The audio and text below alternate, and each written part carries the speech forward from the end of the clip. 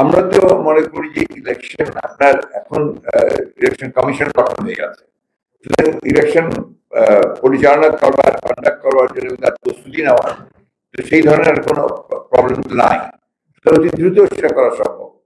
কিন্তু আমরা যেটা আশা করেছিলাম যে আমরা সেটা বলেছি যে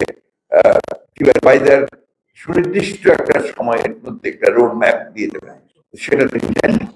এটা আপনার আমাদেরকে কিছু হতাশ করেছে।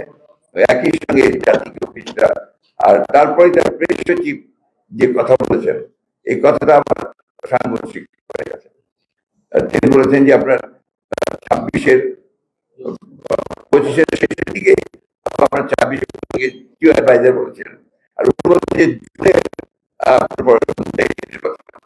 তো এক্স্যাক্টলি আমরা বুঝতে পারছি না যে কোনটা সঠিক।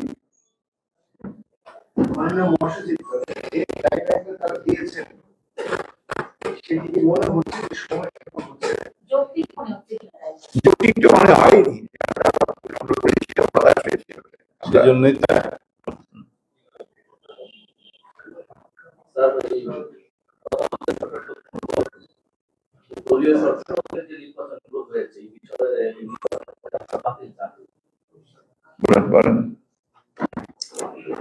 তত্ত্বাবধায়ক সরকার ব্যবস্থা বলা যাবে না, যেহেতু সংবিধানের পঞ্চদশ সংশোধনের মাধ্যমে তত্ত্বাবধায়ক সরকার ব্যবস্থা বিলুপ্ত করা হয়েছিল, সেটাকে অবৈধ ঘোষণা করা হয়েছে।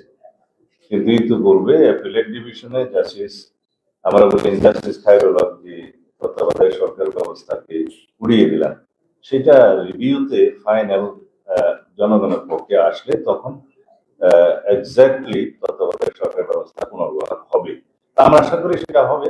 এবং তত্ত্বাবধায়ক সরকার ব্যবস্থার বাইরে 2014, 18 এবং 2024 যে একটা ভোটার বিহীন আর একটা রাতের ভোট আর একটা হচ্ছে দামি ভোট, যেটা এই বিষয়ে যদি